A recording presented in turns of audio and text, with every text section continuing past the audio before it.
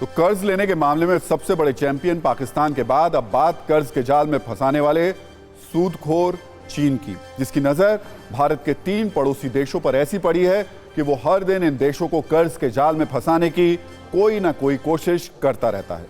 चीन के कर्ज दो और कब्जा करो वाली नीति का नया आइटम नंबर कूटनीति की दुनिया में रिलीज हो गया है। इस पर हमने आज सत्ता की एक कुंजी तैयार की है। पहले जल्दी से समझ लीजिए कि चीन कौन से 3 देशों को अपना शिकार बनाना चाहता है। पहला शिकार श्रीलंका है, दूसरा शिकार पाकिस्तान है, तीसरा शिकार नेपाल है। ये तीनों देश चीन की मीठी मीठी बातों में आ जाते हैं और फिर धीरे धीरे खुद को बर्बादी के रास्ते पर ले जाते हैं।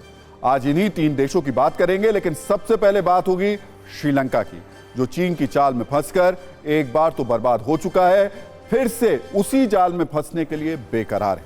श्रीलंका में जिनपिंग आवास योजना रिलीज हो गई है। अब आपको 1 साल पुराना एक वीडियो दिखाते हैं। यह वीडियो श्रीलंका का है। जुलाई 2022 के इस वीडियो में सैकड़ों लोगों की भीड़ ने वहां के राष्ट्रपति भवन पर कब्जा कर लिया था। उसमें जबरदस्ती घुस गए थे, तोड़फोड़ की थी और लूट भी मचाई थी। लोगों का यह गुस्सा श्रीलंका में बड़ी महंगाई और दिवालियापन के कारण था। यह वो दौर था जब चीन के कर्ज से दबे श्रीलंका के पास ना कर्ज चुकाने का पैसा था, ना खाने का सामान खरीदने के लिए पैसा था। एक बार फिर से चीन श्रीलंका के कर्ज वाले जाल में फंसाने के लिए तैयार है। इस बार चीन गरीबों के लिए घर बनाने के नाम पर श्रीलंका में घुसपैठ की कोशिश कर रहा है। आप इसे श्रीलंका को कर्ज के जाल में फंसाने के लिए चीन की जिनपिंग आवास योजना भी कह सकते हैं। श्रीलंका के शहरी विकास और आवास मंत्री प्रसन्ना रणतुंगा ने बताया कि चीन श्रीलंका में गरीब परिवारों के लिए 19,000 से ज्यादा सस्ते घर बनाने वाला है। अगले महीने यानी कुछ ही दिन बाद अक्टूबर में चीन से इस पर समझौता होगा। दोनों देशों के बीच यह करार बीजिंग में बेल्ट एंड रोड इनिशिएटिव शिखर सम्मेलन के दौरान किया जाएगा।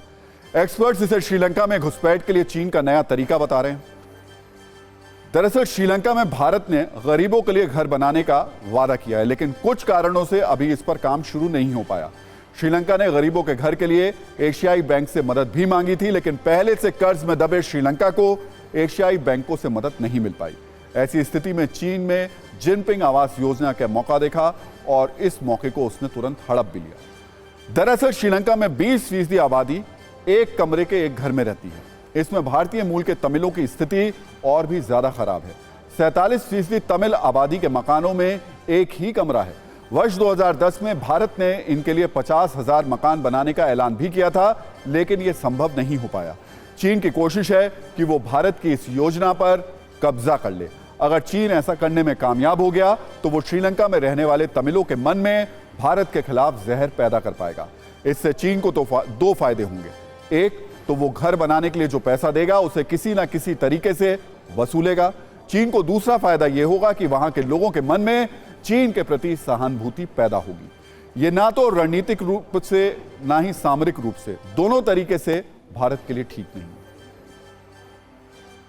कि क्रेडिबिलिटी का एक बहुत बड़ा सवाल था कि चीन की वजह से श्रीलंका में आर्थिक संकट बढ़ा और उस साख को ठीक करने के लिए चीन अब छोटी परियोजनाओं को या आप स्मॉल प्रोजेक्ट्स को वहाँ पे इंट्रोड्यूस करना चाहता है। उसमें एक विशेष करें जो निम्न आय वर्ग के लिए सस्ते मकान बनाने का एक घोषणा चीन करना चाहता है। लगभग 19,000 मकान चीन श्रीलंका में बनाएगा। भारत ने भी कई बड़ी परियोजनाएं, खासकर जो तमिल एरिया है, जाफना क्षेत्र है, उसमें 62,000 घर बनाने की एक परियोजना भारत ने शुरू की।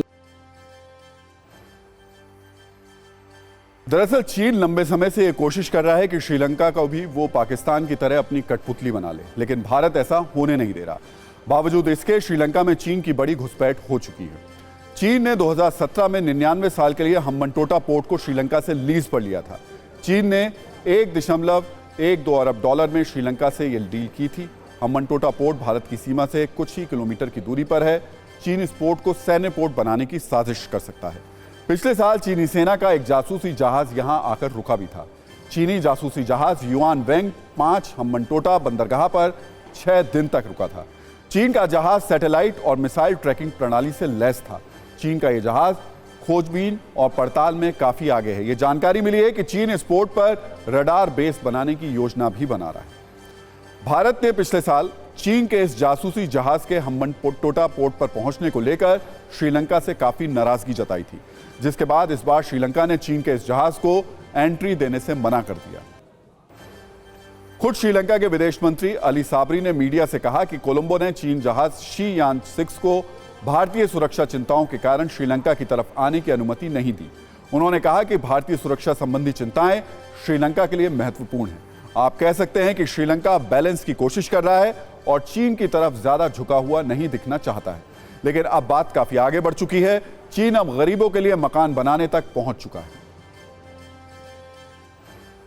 Going on for some period of time, India has expressed its concerns for a long period of time, but we have now come out with the SOP, standard operate procedure. When we were making that, we consulted many of our friends, including India.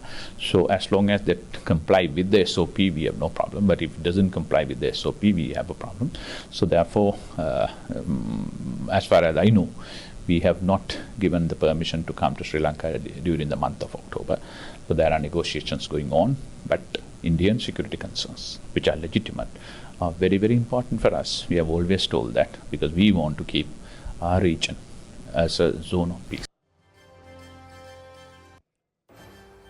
वैसे तो श्रीलंका दुनिया में घूम घूम कर यह बताता रहता है कि भारत ने दिवालियापन से उबरने में उसकी खूब मदद की है, लेकिन दूसरी ओर वो पैसे के लालच में चीन का चेला देश बनता जा रहा है। चेला देश वो देश होते हैं जो अपने गुरु के चरणों में पड़े रहते हैं। ठीक वैसा ही चेला देश अब पाकिस्तान है। हालांकि श्रीलंका को समझना होगा कि चीन काम निकालने के बाद उसकी हालत भी पाकिस्तान वाली कर देगा। चीन ने पाकिस्तान को एक बड़ा झटका दे दिया है।